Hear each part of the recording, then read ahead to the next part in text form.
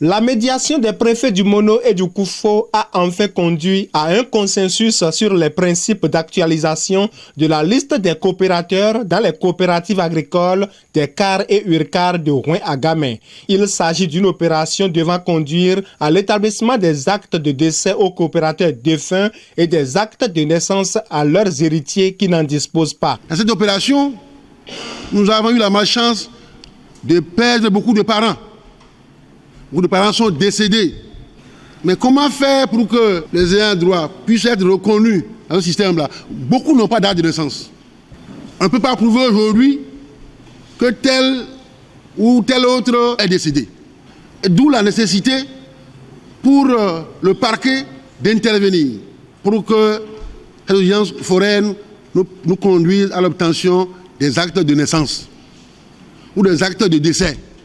Le préfet du Mono a pour l'occasion réaffirmé l'assurance du gouvernement pour la réussite des dites opérations. Le gouvernement de notre pays, dans sa volonté de faire en sorte que les pièces d'état civil cessent d'être des handicaps à l'épanouissement des Béninoises et des Béninois, a pris toutes les dispositions utiles et nécessaires pour assurer le succès de cette opération.